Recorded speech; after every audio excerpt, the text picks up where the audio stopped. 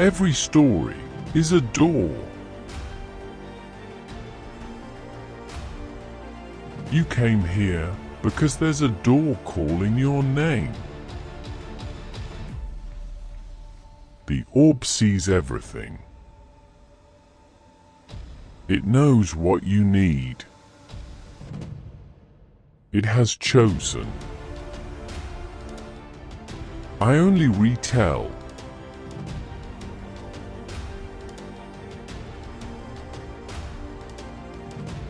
Real or fiction? I won't say. You only need to find meaning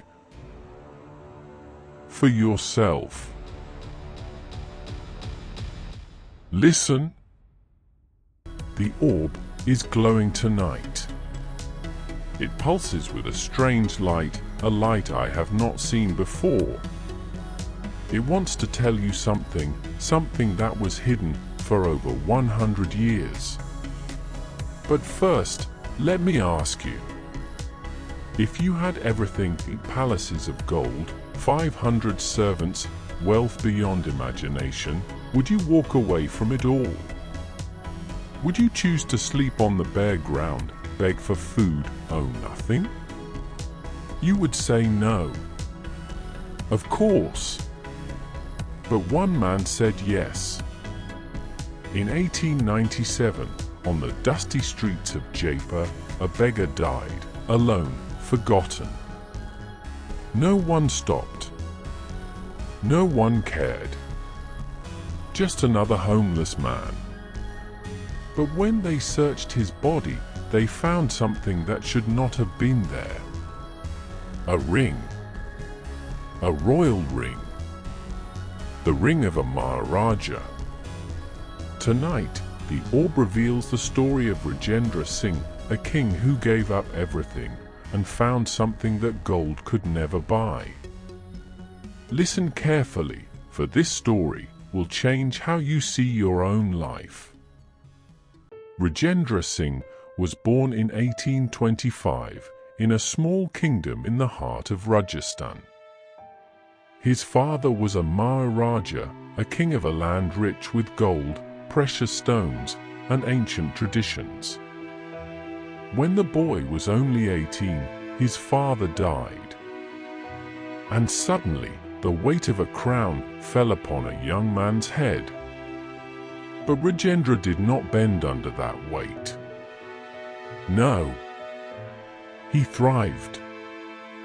His kingdom was small, but its treasury was deep. Gold flowed like water. Silk hung from every wall. 500 servants moved like shadows through his palace, answering his every whisper. He became known across Rajasthan, not for his wisdom, but for his excess. Feasts that lasted 7 days and 7 nights. Music that never stopped. Wine that never ran dry. He changed wives the way other men changed clothes.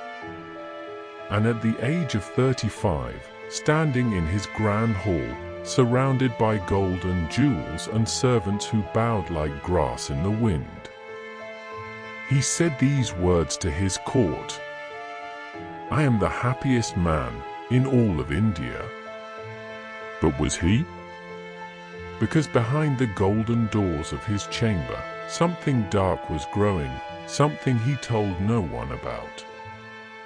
The king could not sleep. For 10 years, every night was the same. The king would lie in his silk bed, eyes open, heart pounding, listening. Listening for footsteps, for whispers, for the sound of a blade being drawn. He trusted no one. Not his wives, not his ministers, not even the guards who protected his door. Because when you have everything, everyone wants to take it from you. Then one night, a visitor came to the palace gate. An old monk, barefoot, wearing nothing but a torn cloth, carrying an empty bowl. The guards laughed. "Go away, old man, the king does not see beggars." But the monk would not leave. Rajendra, irritated, ordered the monk brought before him. "What do you want, old man?" the king demanded. The monk looked at him with calm eyes and said, "Your Majesty, you have everything. But do you have one thing?" Rajendra frowned. "What thing?" The monk spoke softly. "Peace, when you close your eyes at night." "Do you sleep well, Your Majesty?" The word struck like a sword. Because no one, in 10 years, had spoken this truth to the king. The monk continued, "Would you like to know the secret of peaceful sleep? Live 30 days as I do, with nothing at all, and you will understand." That night, for the first time, Rajendra did not try to sleep. He sat alone, thinking, and by morning he had made his decision. The next morning, the king of a wealthy kingdom removed his crown.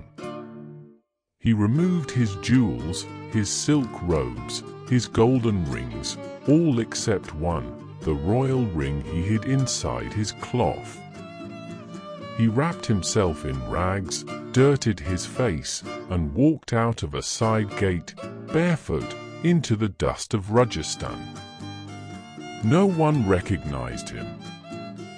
The most powerful man in the kingdom was now invisible. The first days were agony. His feet bled on the rocky roads. His stomach screamed for the feasts he was used to. He reached for servants who were not there. He wanted to quit every single hour. But by day 7, something shifted. He was sitting under a banyan tree, hungry, tired, with nothing. And he realized he was not afraid. For the first time in 10 years, he felt no fear. Because when you have nothing, there is nothing to lose, and when there is nothing to lose, fear has no power over you. By day 15, he stood at a village door and begged for food. A woman gave him a small piece of bread, old and hard. He held it in his hands and felt something he had never felt, sitting at tables covered with gold. Gratitude. Deep, overwhelming gratitude for a single piece of bread. The king who once wasted enough food to feed a village now understood the value of one bite. Day 22. Rajendra was sitting by a river, exhausted, starving. He had not eaten in 2 days. A child appeared, a small girl, no more than 7 years old. She was thin, her clothes were patches sewn together. She was poor, poorer than anyone he had ever seen. But in her hands, she carried a small bowl of rice. She looked at Rajendra, this dirty stranger by the river, and without a word, she sat down beside him and placed the bowl between them. She began to eat, then pushed the bowl toward him. "Eat," she said simply. And the king, the mighty Maharaja, who had commanded armies, who had feasted for 7 days, broke down and wept. He cried like a child for the first time in 20 years. Because this little girl, who had almost nothing, gave half of everything she had to a stranger. Something inside him shattered that day, and something new was born. By day 30, Rajendra lay down on the bare earth, under the stars, with nothing in his possession. And he slept. Deeply, peacefully for 12 hours. No fear. No nightmares. No listening for footsteps. Just silence and peace. On day 31, he returned to his palace. But the man who walked through those gates was not the same man who had left. When the court saw their king, they were horrified. His skin was dark from the sun. His body was thin. His royal bearing replaced by something they did not recognize. Humility. Rajendra called his younger brother to the throne room, and before the entire court, he removed his crown and placed it on his brother's head. The court erupted. Ministers shouted. His wives wept. They called him mad. But Rajendra was not mad. He was awake for the first time in his life. He ordered his treasury opened and gave the gold to the poorest villages. He built schools where children could learn to read. He built a hospital where the sick could be healed without paying a single coin. And then, with nothing left, he walked away. Barefoot, in simple cloth, carrying only one thing: his royal ring. Not because he valued gold, but because he needed to remember who he used to be.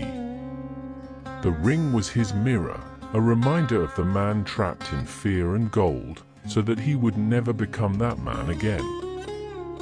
For 37 years, Rajendra Singh walked across India, village to village, city to city, teaching anyone who would listen that the richest man is not the one who has the most, but the one who needs the least.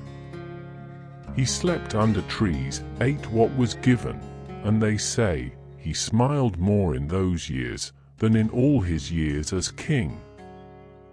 In 1897, on a dusty street in Jaipur, an old beggar closed his eyes for the last time. He was 72 years old. No one knew his name. No one stopped to mourn.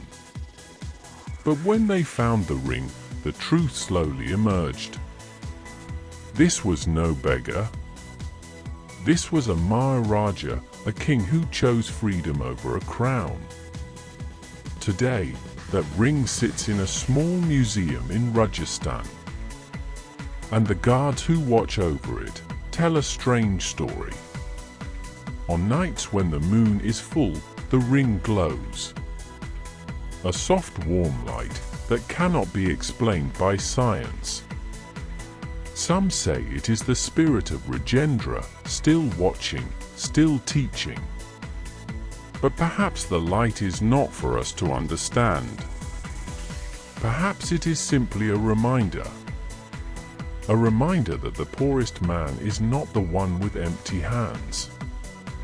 The poorest man is the one who holds everything, yet still reaches for more.